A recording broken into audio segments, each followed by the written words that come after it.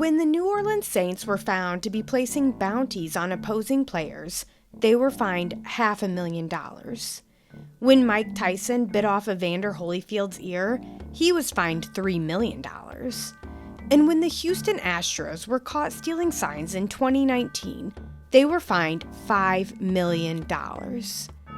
In the world of sports, fines are not unusual, even particularly large ones. But no fine in the history of sports comes close to that of McLaren's $100 million fine they received in 2007. And the story behind the monstrous fine all starts with this man, Nigel Stepney. Stepney was a veteran in the Formula One circuit, starting as a mechanic in 1977, eventually landing a job with the most prestigious name in racing, Ferrari. He and his team led Ferrari to 5 consecutive world championships in the 2000s, working his way up to chief mechanic and making upwards of $1 million a year. But by late 2006, the team began to fall apart.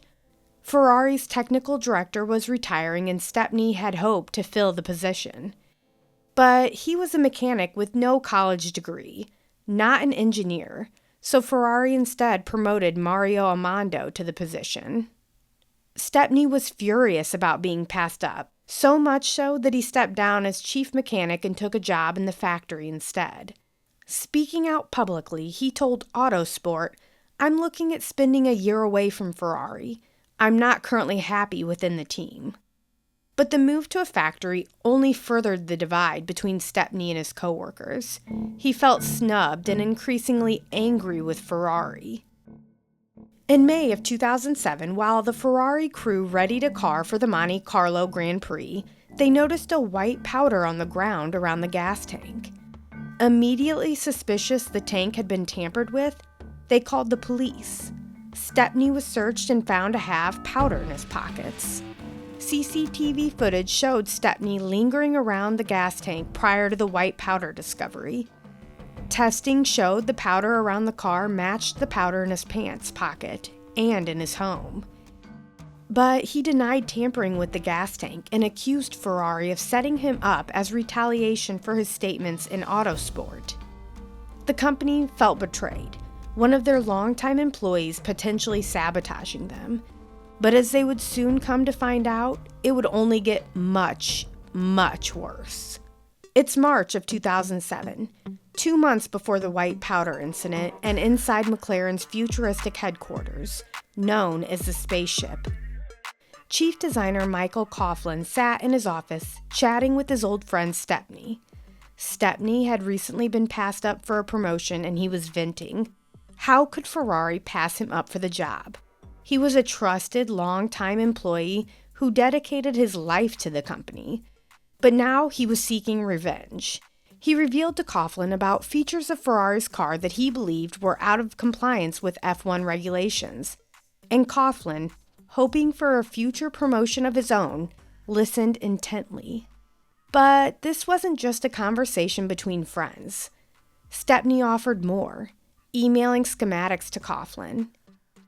Coughlin went to his superiors with the information, who reportedly told him to cease conversations with Stepney, but instead, Coughlin would fly to Barcelona to meet up in person.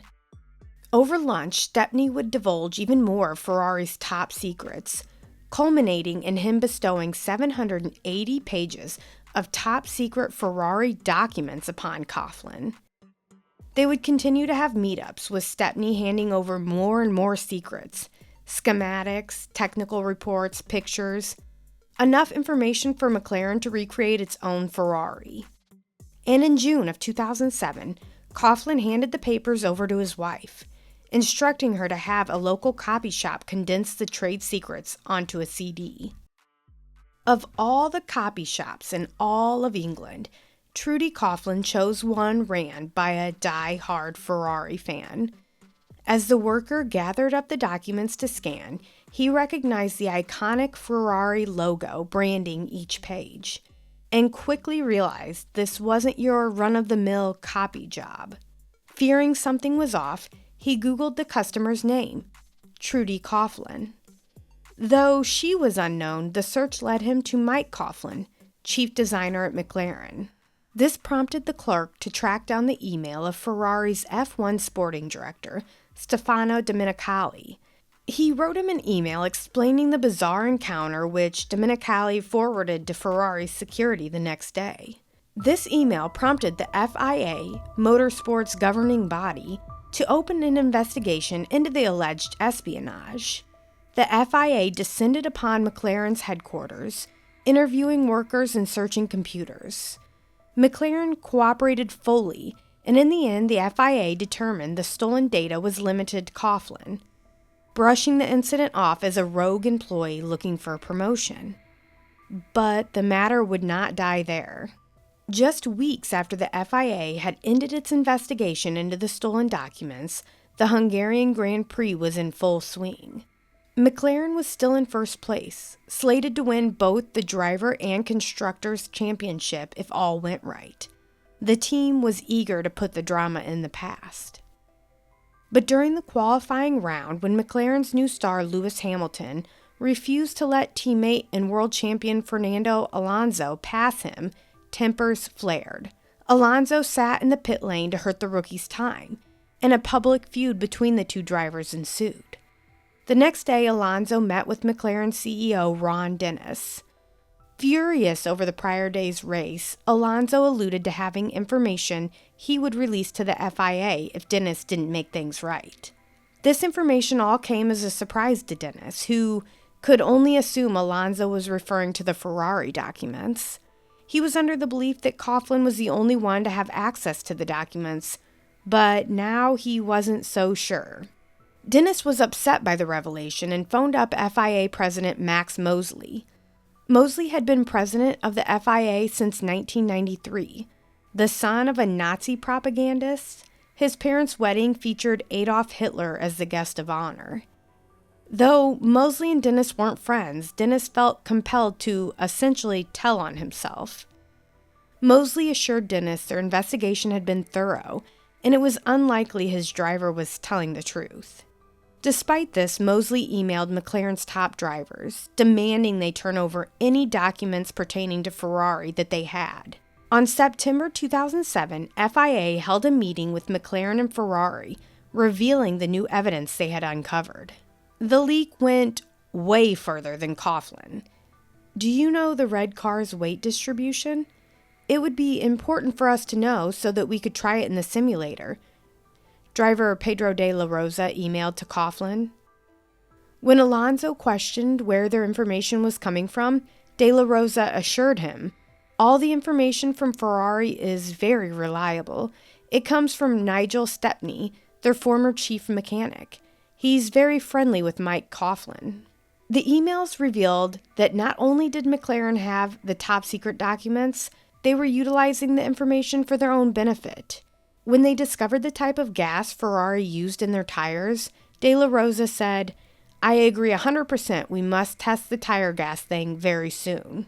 Over 280 texts and 35 calls between Coughlin and Stepney, along with damning emails, left no doubt in the FIA's mind that this problem reached further than a single rogue employee, as they had once thought. Mosley announced McLaren's punishment in September of 2007. McLaren, who was the leading contender for the Constructors' Championship, was stripped of all manufacturer points for the 2007 season. The FIA Technical Committee was required to inspect next year's McLaren cars to ensure stolen Ferrari technology wasn't used.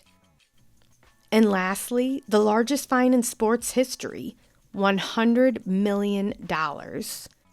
Due to the cooperation of the drivers, they were not penalized directly. A month later, the Brazilian Grand Prix would commence.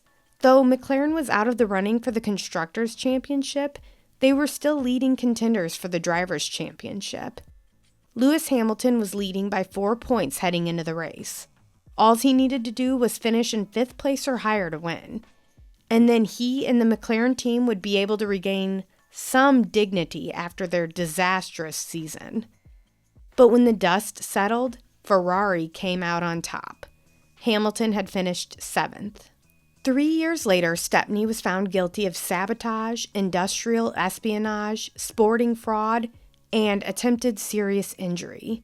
He entered a plea bargain that allowed him to forego jail time. The Coughlin's skirted prosecution by agreeing to fully cooperate with Ferrari. FIA President Max Mosley made headlines once again when British tabloid News of the World published video footage of Mosley and 5 prostitutes in what it described as a depraved Nazi-style in a torture dungeon.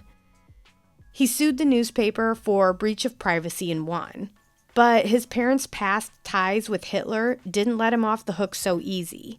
Likely due to the outrage, he didn't run for FIA president in 2009. And that is the story of the largest sports fine in history. If you made it to the end, please like and subscribe for more.